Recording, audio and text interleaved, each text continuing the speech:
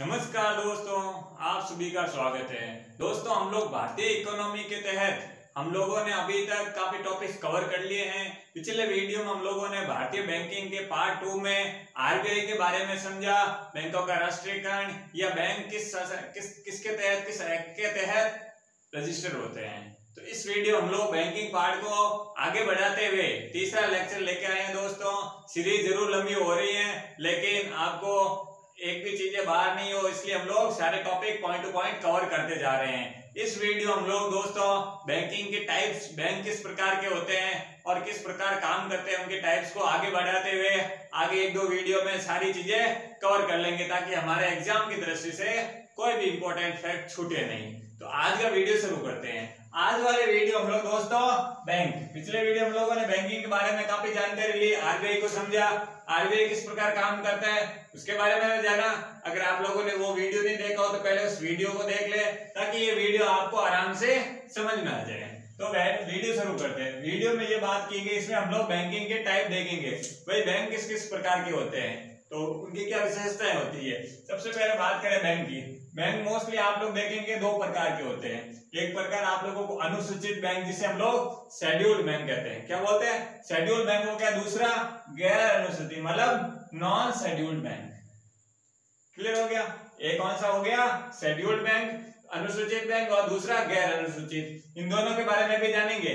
इसके अलावा आप लोग अनुसूचित शेड्यूल्ड बैंक को दो भागों में बांटेंगे। एक तो होगा कॉमर्शियल बैंक, मतलब वाणिज्यिक बैंक, और दूसरा सहकारी बैंक। समझ रहे हैं ना? अब हम लोग एक एक करके, इनके काफी टाइप्स है दोस्तों, सब टाइप्स बहुत छोटे छोटे हैं। वो अपन लोग ऑटोमेटिक वरना एक इंडेक्स में ये सारा कंप्लीट हो जाता, इसलिए जो मैन थे वो बता दिए। अब आगे हम लोग छोटे छोटे, चाहे पेमेंट बैंक हो, महिला बैंक हो, सिडबी हो, नाबार्ड हो, सेबी हो, इन सब के वित्तीय संस्थाएं और बैंक दोनों के बारे में अच्छे से समझने की कोशिश करेंगे। तो सबसे पहले बात करते हैं शेड्यूल्ड बैंक। किसके? शेड्यूल्ड मतलब अनुसूचित बैंक। अनुसूचित बैंक की क्या विशेषताएं होती है उसके बारे में बात करें तो ये जो बैंक होते हैं आरबीआई एक्ट 1934 के अंतर्गत, किसके? आरबीआई एक्ट की 1934 के दूसरे अनुसूचित के तहत शामिल बैंक। समझ रहे हैं ना? जो आरबीआई एक्ट जिसके बारे में हम लोगों ने पिछले वीडियो में बात की थी, जो आरबीआई एक्ट 1934 के तहत, इसकी दूसरी सूची के तहत जो बैंक होते हैं वो किसमें आते हैं? अनुसूचित बैंक के अंतर्गत आते हैं। क्लियर हो गया? तो ये आप लोगों को समझ में आ गया होगा। आरबीआई एक्ट 1934 के दूसरे अनुसूची में शामिल बैंकों को क्या कहते हैं? अनुसूचित बैंक कहते हैं। इसके अलावा अनुसूचित बैंकों की विशेषता में बात करते हैं, इनका जो दिशा निर्देश होता है वो आरबीआई के द्वारा करते हैं। मतलब इसमें आरबीआई के दिशा निर्देश इन बैंकों को मानना अनिवार्य है। कौन से बैंक? अनुसूचित बैंक है। समझ रहे ना? अनुसूचित वे बैंक जो आरबीआई एक्ट 1934 की दूसरी सूची के तहत रजिस्टर हो या दूसरी सूची के नियमों को पालना करता हो। इसके अलावा ये जो शेड्यूल्ड बैंक है वो आरबीआई के दिशा निर्देशों को मानने के लिए अनिवार्य उनको मानना पड़ता है। समझ रहे ना?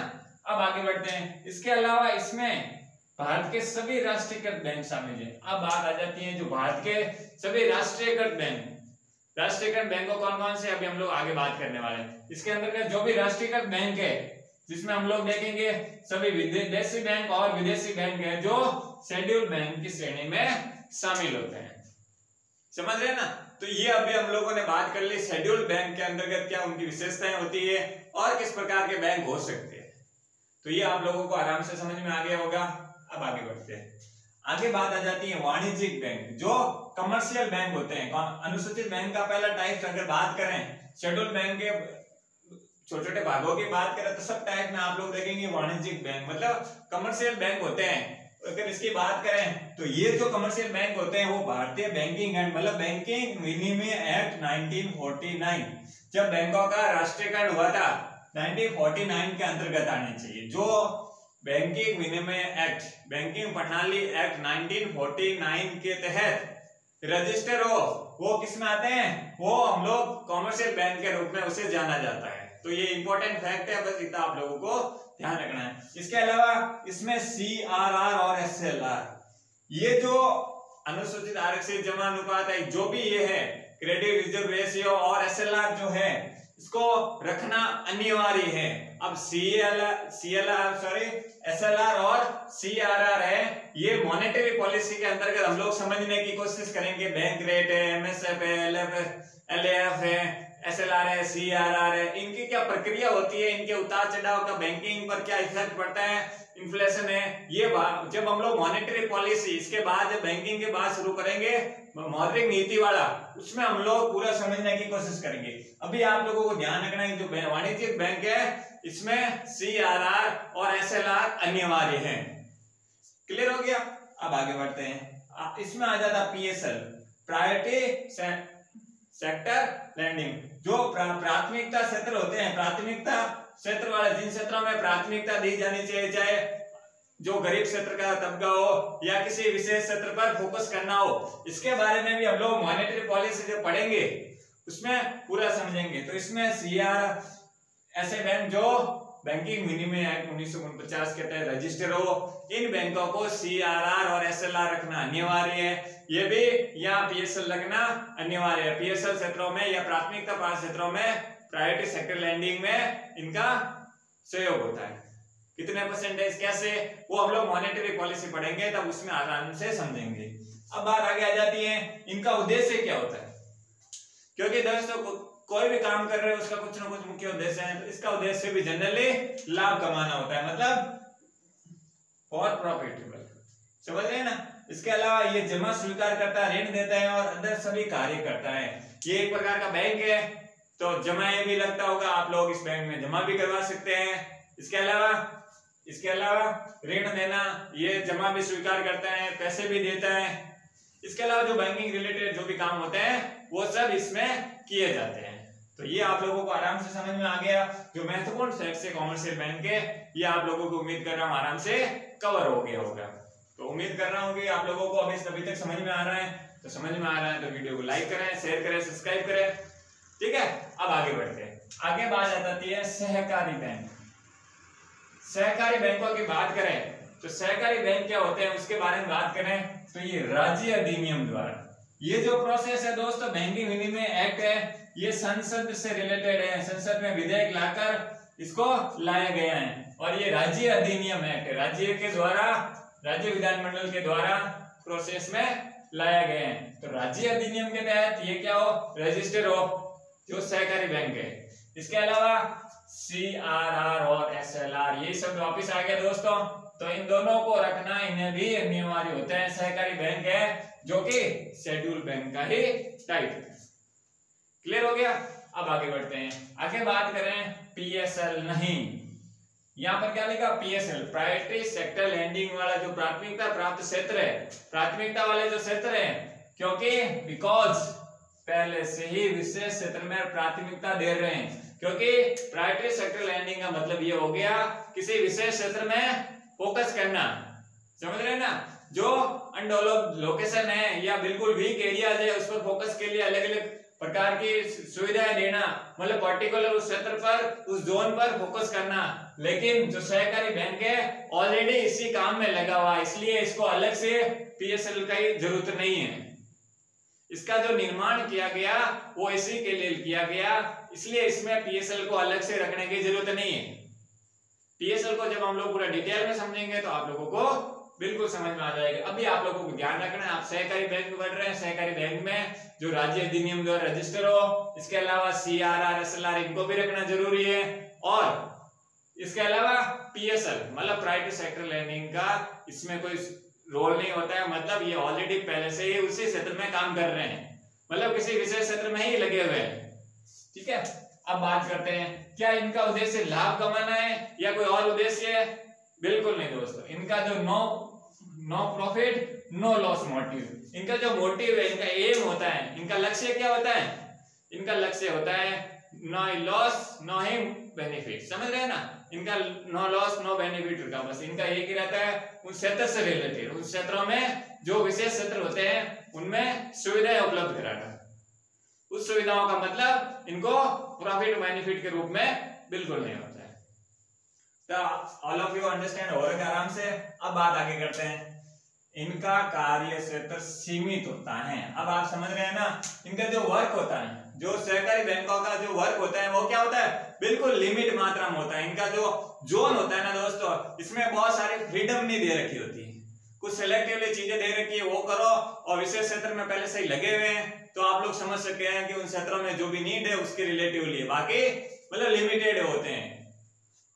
और ये तो बात हो गई सहकारी बैंकों में, जिसमें हम लोगों ने अभी तक शेड्यूल बैंक जिसमें 2 टाइप्स पढ़े थे, वाणिज्यिक बैंक और सहकारी बैंक। इसके अलावा बात करते हैं नॉन शेड्यूल बैंक, मतलब गैर अनुसूचित बैंक। नॉन शेड्यूल बैंक कौन से होते हैं इसके बारे में हम लोग समझने की कोशिश करते हैं।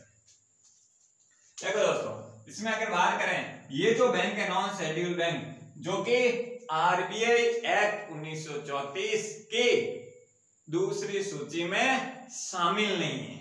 जो बैंक आरबीआई एक्ट 1934 की सूची में शामिल है वो हो गया शेड्यूल्ड बैंक। जो बैंक आरबीआई एक्ट 1934 की सूची दूसरे सूची के तहत या दूसरी सूची के नियमों का पालना नहीं करते हैं वो है जो नॉन शेड्यूल्ड बैंक, मतलब समझ रहे हैं ना आप लोग, गैर अनुसूचित बैंक है। अगर इनके बारे में बात करें तो ये एक प्रकार के स्थानीय संस्थाओं के बैंक होते हैं। इनका बैंकों के राष्ट्रीयकरण 1949 से कोई मतलब नहीं, स्थानीय बैंक होते हैं, छोटे छोटे आप लोग गाँव में देखते ही होंगे।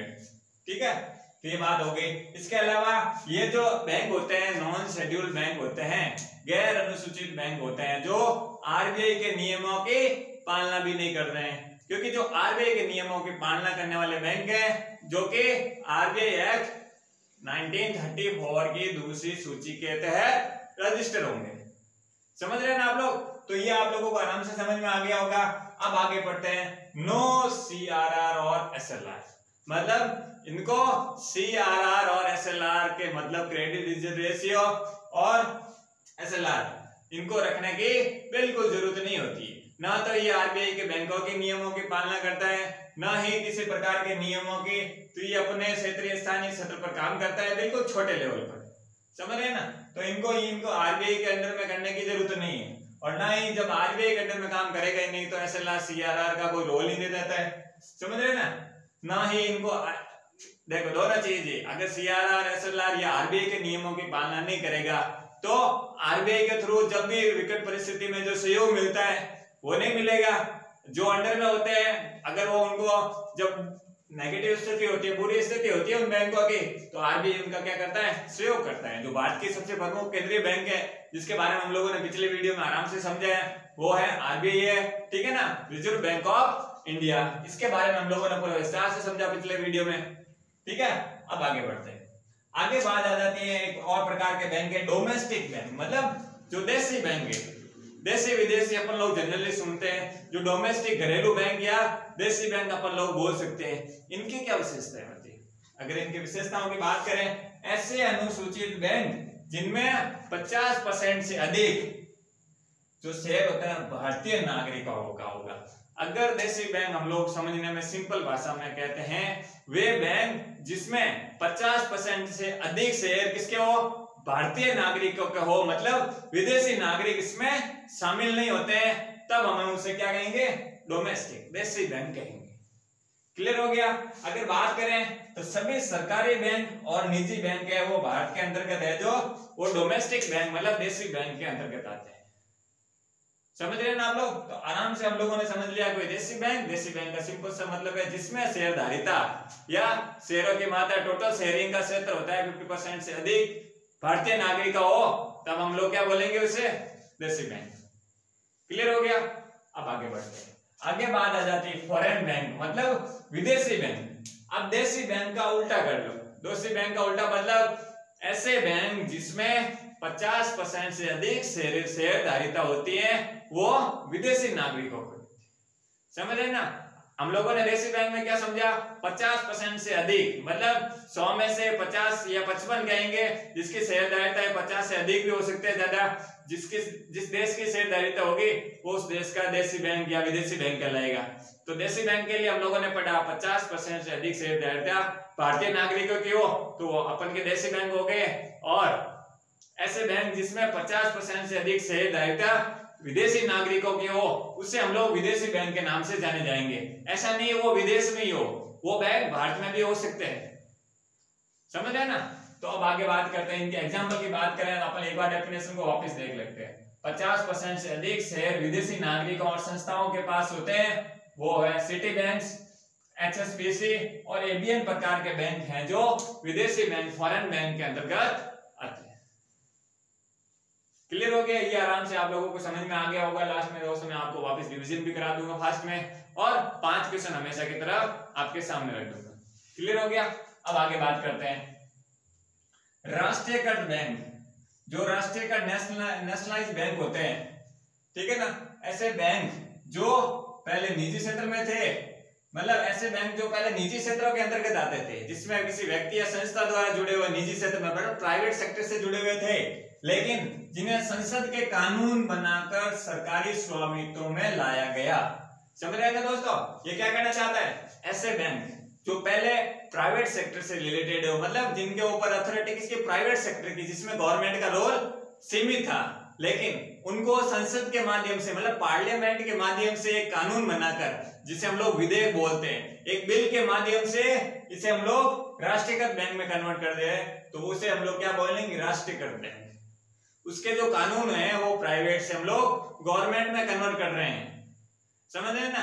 पहले वो सेक्टर प्राइवेट सेक्टर था, निजी क्षेत्र था, निजी क्षेत्र को हम लोग गवर्नमेंट सेक्टर में जब कन्वर्ट कर रहे हैं तो पार्लियामेंट में विधेयक लाना पड़ता है, दोनों सदनों में वो पास होता है, फिर हम लोग उस प्रकार का कानून बना सकते हैं। तो इसमें क्या कर रहे हैं? ऐसे बैंक जो पहले निजी क्षेत्रों में थे, जो किसी व्यक्ति या संस्था के पास थे, लेकिन जिन्हें संसद के कानून बनाकर सरकारी स्वामित्व, सरकारी ओनरशिप में लेके आ जाते हैं, तो उसे हम लोग राष्ट्रीयकृत बैंक कहेंगे। जैसे हम लोगों ने देखा, पिछले वीडियो में समझने की कोशिश की, 1969 में 14 बैंकों का राष्ट्रीयकरण हुआ था। तो राष्ट्रीयकरण किस प्रकार हुआ दोस्तों? वो कहीं ना कहीं किसी व्यक्ति विशेष या प्राइवेट सेक्टर के पास थे, लेकिन उसके कानून बनाकर विधेयक, एक विधेयक द्वारा या बिल द्वारा इसको हम लोग क्या कर रहे हैं? संसदीय, मतलब भारतीय कानून, सरकारी गवर्नमेंट के अधिपत्य में ला रहे हैं। गवर्नमेंट के अधिपत्य मतलब प्राइवेट सेक्टर से गवर्नमेंट में। तो 1969 मतलब 1969 में 14 बैंकों को पूंजी, जिसमें 200 करोड़ का पूंजी वाले बैंक थे, उनको क्या किया गया? उल्टा बता दे दोस्तों, आप लोगों को ध्यान रखना है। यहाँ पर थे पूंजी 50 करोड़, ठीक है, और यहाँ थे 200 करोड़। समझ रहे ना?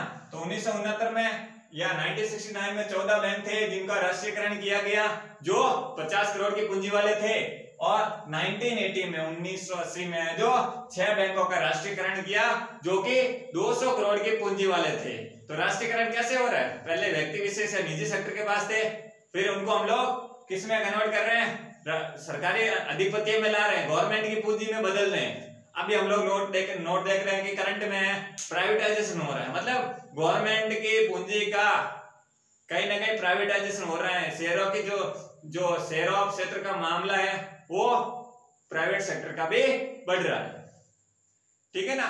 इसमें स्वामित्व का जो क्या बोलते हैं, हिस्सा बोलते हैं ना, उसमें अप डाउन हो रहा है। क्या किसका स्वामित्व? अगर प्राइवेट सेक्टर का ज्यादा स्वामित्व होगा तो प्राइवेटाइजेशन टाइप का हो जाएगा, गवर्नमेंट का स्वामित्व होगा तो वो गवर्नमेंट का कानून काम करेगा उस पर। समझ रहे ना? जिसका जितना हिस्सा उसकी अथॉरिटी बन जाती है। अगर गवर्नमेंट का ज्यादा हिस्सा है तो अथॉरिटी गवर्नमेंट की, अगर प्राइवेट सेक्टर का व्यक्ति विशेष का जोन ज्यादा है तो उसका हिस्सा बढ़ जाता है। तो ये हम लोगों ने दोस्तों बेसिक बात की है। अभी हम लोग इसको पार्ट 4 में ले जाएंगे, मनी एंड बैंकिंग वाले पार्ट को। आगे हम लोग महिला बैंक है तो सिड भी है तो नाबार्ड है तो छोटे छोटे जितने भी प्रकार के बैंक है उसको हम लोग समझेंगे, फिर लेक्चर एंड करेंगे, ठीक है। फिर हम लोग मॉनेटरी पॉलिसी स्टार्ट करेंगे। अगर आप लोगों को लेक्चर सीरीज अच्छी लग रही है तो आप कमेंट बॉक्स में जरूर बताएं ताकि हमें मोटिवेशन मिल सके, और हम लोग दूसरे सब्जेक्ट को भी लाना है तो वो भी बता सकते हैं आप लोग। एक बार हम लोग रिवीजन कर लेते हैं, फिर 5 सवाल मैं आपको देने वाला हूँ। हम लोगों ने बैंक पढ़ा, बैंक में 2 टाइप पढ़े, जनरली अनुसूचित बैंक और गैर शेड्यूल्ड बैंक और नॉन शेड्यूल्ड बैंक, जिसमें हम लोग वाणिज्य बैंक और सहकारी बैंक के नाम से जाना जाता है। शेड्यूल्ड बैंक को, शेड्यूल्ड बैंक में हम लोगों ने देखा कि जो आरबीआई एक्ट 1934 की दूसरी सूची में शामिल है या आरबीआई के दिशा निर्देशों का पालन कर रहे हैं, और ये जो सभी राष्ट्रीयकृत बैंक है वो भारतीय राष्ट्रीयकृत बैंक शामिल है इसमें, सभी देशी और विदेशी और वाणिज्यिक बैंक, जिसमें कॉमर्शियल बैंक में हम लोगों ने जाना है जो बैंकिंग विनिमय एक्ट 1949 के तहत अंतर्गत आते हो, जिसको सीआरआर एसएलआर रखना अनिवार्य है, प्रायोरिटी सेक्टर लैंडिंग रखना भी अनिवार्य है, और इनका उद्देश्य होता है वो लाभ कमाने वाला होता है, जमा स्वीकार करना, ऋण देना और बाकी अदर काफी काम होते हैं, ठीक है ना। आगे बात करें सहकारी बैंक। सहकारी बैंक में हम लोगों ने पढ़ा जो राज्य अधिनियम द्वारा, समझे ना, राज्य अधिनियम द्वारा निर्मित हो, CRR SLR रखना अनिवार्य है, इनको भी PSU बैंक को रखना अनिवार्य नहीं है क्योंकि ये ऑलरेडी किसी विशेष क्षेत्र में काम कर रहे हैं। इसके अलावा नॉट प्रॉफिट नॉट लॉस, मतलब इनका जो मोटिव होता है किसी प्रकार का लाभ कमाना नहीं होता है, इनका कार्य एक प्रकार से लिमिट होता है। आगे हम लोगों ने नॉन शेड्यूल्ड बैंक में पढ़ा RBI एक्ट 1934 की दूसरी सूची के अंतर्गत शामिल नहीं हो, स्थानीय संस्थाओं के बैंक होते हैं वो इस प्रकार की चीजों में शामिल नहीं हो, और ये एक प्रकार के बैंक होते हैं जो RBI के नियमों की पालना भी नहीं करते और इनको CRR और SLR रखना भी अनिवार्य नहीं है। अब आगे बात करते हैं डोमेस्टिक बैंक, देसी बैंक। देसी बैंक में हम लोगों ने पढ़ा जिसमें 50% से शेयरधारिता भारतीय नागरिकों की हो, समझ रहे ना, तो भारत के सभी सरकारी तथा निजी बैंक। और विदेशी बैंक में हम लोगों ने जाना जिसमें 50% से शेयरधारिता विदेशी नागरिकों और संस्थाओं की हो, वो विदेशी बैंक है, जिसमें हम लोगों ने एग्जांपल देखा सिटी बैंक है, HSBC हो गया, ABN बैंक हो गया, और राष्ट्रीयकृत बैंक ऐसे बैंक होते हैं जो पहले प्राइवेट सेक्टर या संस्था के रूप में थे, बाद में संसद में कानून बनाकर इसको किसमें राष्ट्रीयकृत बैंक गवर्नमेंट सरकार के स्वामित्व ऑनरशिप में ले आया गया। तो ये एक प्रकार से हम लोगों ने 1969 में 14 बैंकों का राष्ट्रीयकरण किया था 250 करोड़ पूंजी वाले की, और 1980 में हम लोगों ने कितने 6 बैंकों का राष्ट्रीयकरण किया गया 200 करोड़ की पूंजी वाले। तो ये आप लोगों के दोस्तों आराम से समझ में आ गया होगा। अब हम लोग 5 क्वेश्चन देने वाले आपको, और कमेंट बॉक्स में आप लोगों को जवाब देना है।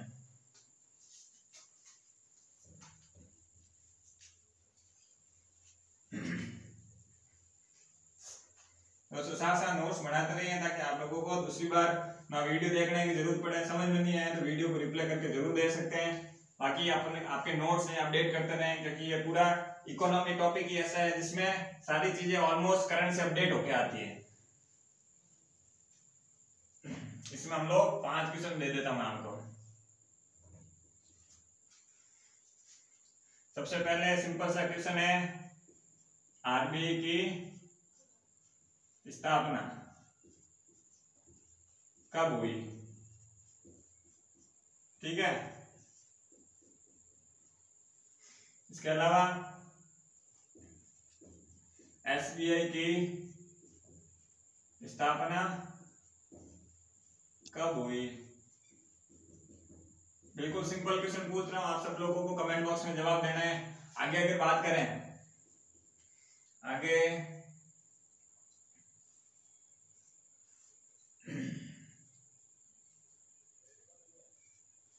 विदेशी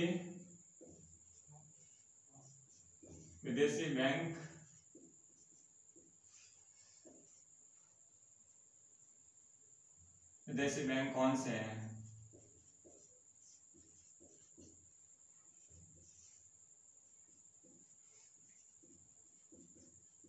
वाणिज्यिक बैंक की कोई एक विशेषता बताओ। ठीक है, वाणिज्य बैंक की कोई एक विशेषता बताने है। और लास्ट और अंतिम सवाल है, 1969 में कितने बैंकों का राष्ट्रीयकरण हुआ और किसके काल में हुआ? समझ गए? ये आपके सामने 5 क्वेश्चन है और आप लोगों को कमेंट बॉक्स में हमेशा की तरह मैं आप लोगों को 5 क्वेश्चन पूछ रहा हूं, तो आप लोगों को यही काम है, अच्छे से लेक्चर देखने के बाद ये आराम से आप लोगों को समझ में आ जाएगा। पहला क्वेश्चन हो गया RBI की स्थापना कब हुई, दूसरा SBI की स्थापना कब हुई, तीसरा विदेशी बैंक कौन से होते हैं। डेफिनेशन नहीं बता के आप लोग कौन कौन से होते हैं ये बता सकते हैं। वाणिज्य बैंक की कौन सी विशेषता, एक मुख्य विशेषता बतानी है वाणिज्य बैंक की। और 1969 में कितने बैंकों का राष्ट्रीयकरण हुआ और इसके समय किसके काल में, मतलब उस समय PM कौन था। ठीक है, तो उम्मीद कर रहा हूं कि आप लोगों को आराम से समझ में आ गया होगा। वीडियो अच्छा लगा हो तो आप प्लीज आप लाइक करें, शेयर करें, सब्सक्राइब करें। थैंक यू दोस्तों।